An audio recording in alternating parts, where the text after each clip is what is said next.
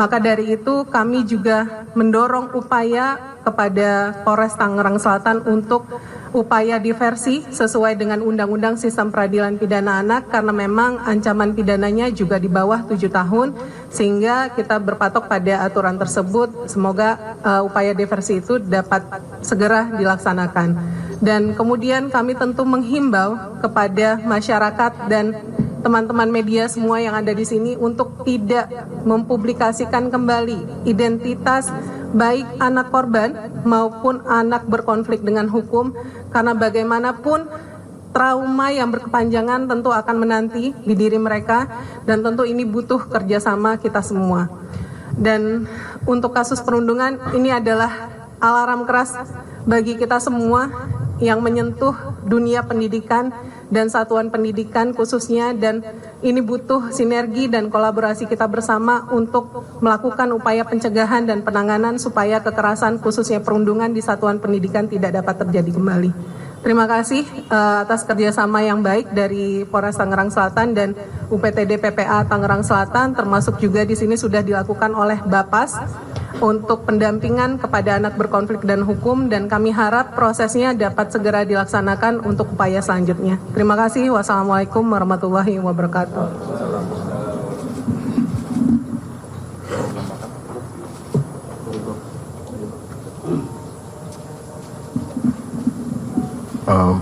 Baik, rekan-rekan sekalian, mungkin pada kesempatan ini bagi yang akan bertanya, kita buka 3 pertanyaan ya.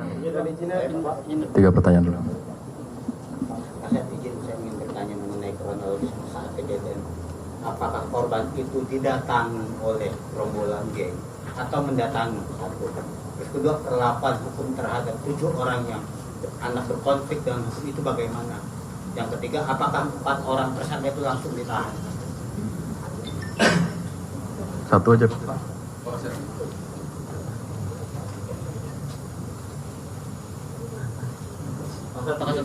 Untuk 4 orang tersangka yang di atas umur ya, itu perannya apa aja, dan apakah benar ada informasi tentang 1 orang diduga melarikan diri ke luar negeri? Makasih Pak. Izin Pak Kasir. Izin Pak Kasir. Terlibatan alumni. Rafi dari Disudu tadi Pak Kasat. Pertama, kemarin kan pihak sekolah sudah ditanyakan untuk diperiksa. Berdasarkan keterangan dari pihak sekolah itu, mengetahui nggak sih bahwa diduga kegiatan bullying ini sudah turun-temurun? Itu yang pertama.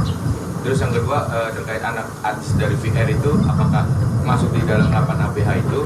Terus yang ketiga, apakah kasus dugaan penyidikan ini masih terus berlanjut?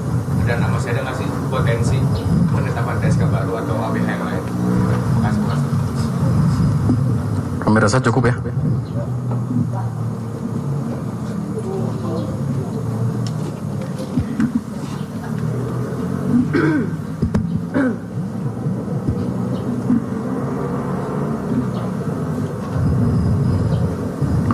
Jadi rekan-rekan sekalian, dari hasil penyidikan kami, jadi untuk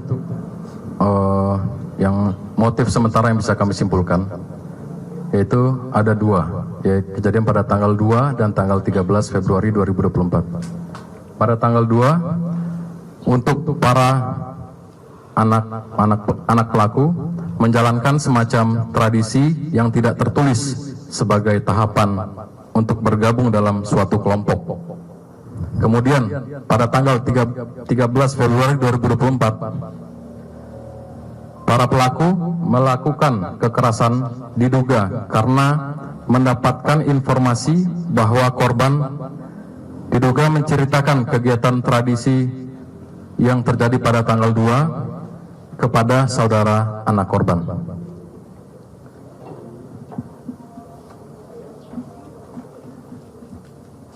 Selanjutnya perlu kami berikan pemahaman juga, mungkin pemahaman juga kepada rekan-rekan sekalian. Sesuai dengan Undang-Undang Nomor 11 Tahun 2012 tentang Sistem Peradilan Pidana Anak, pada pasal 19 ayat 1, untuk identitas anak korban dan atau anak saksi wajib dirahasiakan dalam pemberitaan di media cetak ataupun elektronik. Kemudian di pasal 19 ayat 2, identitas sebagaimana dimaksud dalam ayat 1 meliputi nama anak korban, nama anak saksi, nama orang tua, alamat, wajah, dan hal lain yang dapat mengungkapkan identitas jati diri anak korban dan atau anak saksi. Jadi dalam hal ini kami menjalankan apa yang diamanatkan oleh undang-undang. Kemudian tadi ada yang bertanya apakah penyidik akan melakukan penahanan. Nanti akan disampaikan lebih lanjut. Nanti akan melihat proses yang berjalan. Mungkin itu saja yang dapat. Peran dari para pelaku itu Pak, yang empat pelaku itu peran dewasa. Ya, untuk perannya itu intinya adalah melakukan kekerasan. Secara bersama-sama Pak, 170. Apa? Secara bersama-sama. Tadi sudah saya sampaikan waktu saat rilis. Alumni Pak. Alumni apa? Yang 4 tersangka. Alumni sekolah atau Yang 4. Yang 4 1 sudah tidak bersekolah di SMA swasta, 3 masih. Ketemunya janjian atau Sudah cukup ya Pak ya? Saya rasa cukup. Terima kasih rekan-rekan atas perhatiannya. Kami ucapkan terima kasih. Wassalamualaikum warahmatullahi wabarakatuh.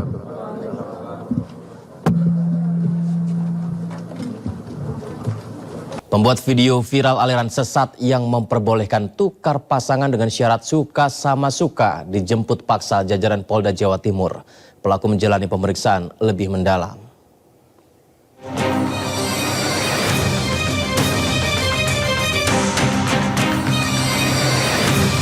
Inilah Gus S, pembuat konten video viral aliran sesat yang memperbolehkan pasangan suami istri bertukar pasangan. Polisi melakukan penjemputan paksa di padepokannya, kawasan Blitar, Jawa Timur, karena khawatir akan kabur. Polisi melakukan pendalaman terkait motif pembuatan video aliran sesat tersebut. Selain Gus S, polisi juga memeriksa sejumlah saksi lainnya, diantaranya perekam dan beberapa orang yang ada di dalam video aliran sesat tersebut. Dan yang bersangkutan bicaranya pelin-pelan terkait dengan lokasi pembuatan konten. Dikhawatirkan akan melarikan diri dan menghambat penyidikan sehingga dilakukan upaya penjemputan oleh penyidik di Reskrim Sus Polda Jawa Timur.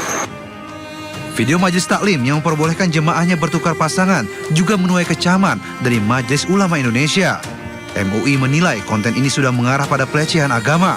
Pihak MUI juga menegaskan jika perbuatan bertukar pasangan bagi suami istri haram hukumnya menurut syariat Islam. Sebelumnya viral video aliran sesat yang memperbolehkan jemaah untuk bertukar pasangan dengan syarat suka sama suka. Video ini sangat meresahkan masyarakat. Dari Surabaya, Rahmat Ilyasan melaporkan.